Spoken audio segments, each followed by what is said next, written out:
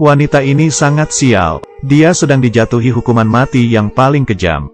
Semua laki-laki di desa melemparinya batu. Sebongkah demi sebongkah melemparinya, hingga menjadi babak belur. Di dalam ini termasuk ayah kandungnya, suaminya dan anak kandungnya. Yang paling tidak bisa diterima adalah, ini adalah suatu kisah nyata. Seorang wanita bernama Soraya yang dituduh selingkuh oleh suaminya. Hal buruk, jahat dan keji ini akan hilang dengan kematian Soraya. Soraya memiliki seorang bibi yang mempercayainya. Di hari kedua kematiannya, bibinya mengangkat mayat Soraya yang ngapung di tepi sungai. Saat itu bagian tubuh Soraya sudah dimakan oleh anjing liar, dan hanya tersisa beberapa bagian saja dan menguburnya ke dalam tanah. Di suatu perjalanan, seorang pria mobilnya rusak, lalu ditarik ke dalam desa untuk perbaiki.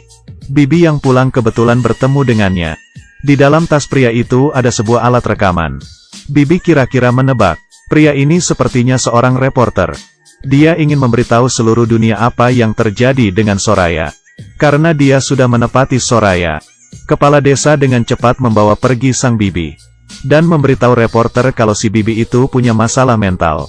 Tapi diam-diam bibi mengundang reporter ke rumahnya. Dan membuka alat rekamannya. Lalu menceritakan semua yang terjadi dengan Soraya. Soraya selalu mendapatkan kekerasan oleh suaminya si Ali. Ali adalah polisi di desa. Di sini mereka itu dijodohkan.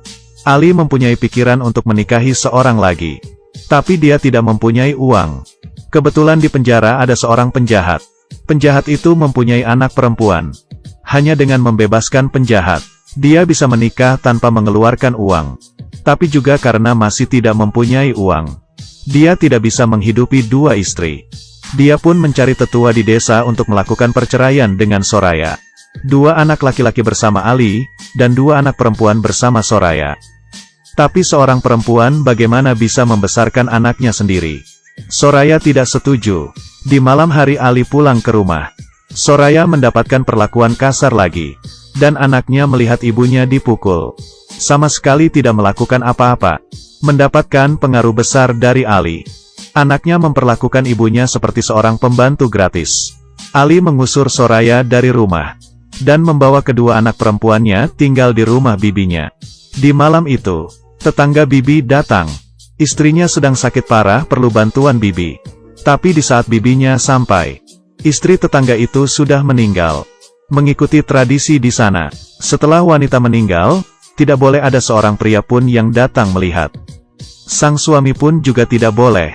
Dan bibi bantu mengurusi proses kematian sang istri tetangga tersebut. Di pagi hari, kepala desa, tetua desa dan Ali dipanggil oleh bibi. Dia ingin membantu tetangganya untuk mencari pengasuh anak. Orang-orang ini menyarankan Soraya. Si Soraya selesai mengerjakan pekerjaan rumahnya. Baru ke rumah si tetangga itu untuk masak, cuci baju. Si tetangga akan menggajinya. Soraya membantu majikannya untuk masak dan cuci baju. Sang suami yang dari jauh diam-diam memperhatikan.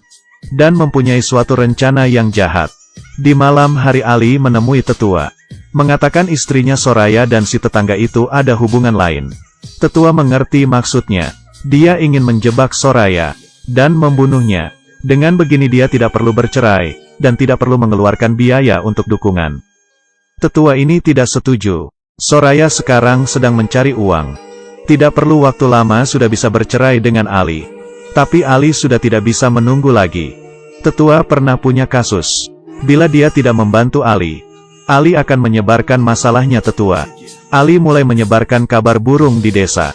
Bibi pun mendengar ada orang yang membicarakan Soraya. Dengan emosi pulang ke rumah. Dia merasa Ali mungkin sedang menjebak Soraya. Dan menemui Soraya, menyuruhnya untuk melepaskan pekerjaan ini. Tapi Soraya tetap bersikukuh. Apalagi, pekerjaan ini memberikannya pendapatan. Ini adalah harapan dia untuk bisa bercerai. Ali ingin membuktikan perlakuan Soraya. Dan membutuhkan 2 orang sebagai saksi. Dia sendiri sudah dihitung 1. Dan ada 1 lagi yaitu Laoha, si tetangga. Dia dan tetua pergi menemui Laoha. Ingin Laoha menjadi seorang saksi. Tapi Laoha menolak mereka. Tapi semua orang mempunyai kelemahan. Laoha mempunyai seorang anak yang keterbelakangan mental. Ali memberikan ancaman dengan menggunakan anaknya. Tanpa bisa apa-apa, Dia pun menjadi seorang saksi. Di jalan raya desa, Ali dengan kasar memukul Soraya. Dengan keras mengatakan Soraya selingkuh. Semua orang pun melihatnya, tapi tidak seorang pun yang mengulurkan tangan untuk menolongnya. Bibi dengan cepat datang dan menolong Soraya, dan membawanya pulang ke rumah. Kepala desa pun juga datang, bertanya ke Ali dan Soraya mengenai perselingkuhan. Soraya secara alami tidak akan menyetujui. Tapi kepala desa pergi menemui Laoha, menghadapi dua orang saksi yang menjadi bukti. Soraya tidak bisa melakukan apa-apa, mengikuti peraturan di tempat itu. Di saat sang suami menyatakan istrinya tidak setia, sang istri harus mempunyai bukti untuk membuktikan dirinya tidak bersalah. Kalau tidak akan dihukum. Kepala desa mengumpulkan semua pria di desa untuk sidang mengenai hukuman yang akan diberikan ke Soraya. Dan Soraya hanya bisa sendirian tanpa bisa apa-apa menunggu sidang. Hasil sidang para pria pun sudah keluar. Dan ayah Soraya mengumumkan, Mahkumesh kardam. Mahkume. Para pria di desa mulai sibuk melakukan tugas masing-masing yang sudah diberikan. Ada orang yang mencari tempat untuk digali. Ada orang yang menjaga Soraya. Ada orang yang mulai mengumpulkan batu. Bibi membiarkan Soraya untuk kabur. Tapi sudah terlambat, tujuan Ali sudah mau tercapai. Di dalam rumah, Soraya memberikan anaknya gelang, dan mempercayakan mereka ke Bibi. Memberitahu Bibi setelah mereka besar nanti, harus mengatakan yang sebenarnya kepada mereka. Kedua anak laki-lakinya memasuki rumah. Soraya memberitahu anak laki-laki kecil, bahwa dirinya tidak bersalah, tapi anak laki-lakinya yang besar memisahkan mereka. Di mata anak sulung penuh kebencian. Setelah mandi dan berdandan, Soraya dibawa keluar dari rumah dan menuju tempat hukuman. Semua pria sedang menggosok. Kepala desa sudah mengumumkan hukuman yang akan diberikan ke Soraya. Tetua mengatakan Soraya sudah mengotori desa. Tiap pria memegang sebuah batu yang akan dilemparkan ke Soraya. Untuk mendapatkan kembali kehormatan desa, Soraya membuka jubah hitamnya, dan dalamnya ia memakai baju pengantin putih. Dia diperbolehkan untuk memberikan kata-kata terakhir. Soraya melihat ayah kandungnya, suami, anak dan tetangga, dan mulai menanyai mereka, tapi belum juga menyelesaikan perkataannya. Sudah dipotong oleh sebuah kalimat. Selanjutnya dia dimasukkan ke dalam lubang yang sudah mereka gali. Bagian bawah tubuh di dalam tanah, lalu kedua tangannya diikat. Dia sudah menjadi sasaran. Semua orang berteriak.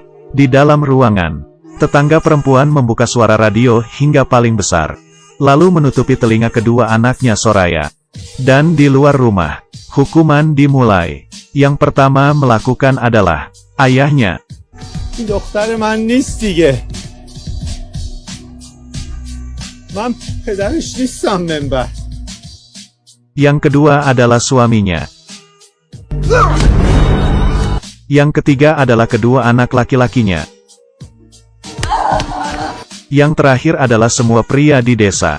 Sebongkah demi sebongkah batu terlempar ke arahnya, melempari seorang wanita yang tidak bersalah. Orang-orang yang melihat di sebelah pun tidak tahan hingga muntah. Dan para laki-laki berteriak dengan senang.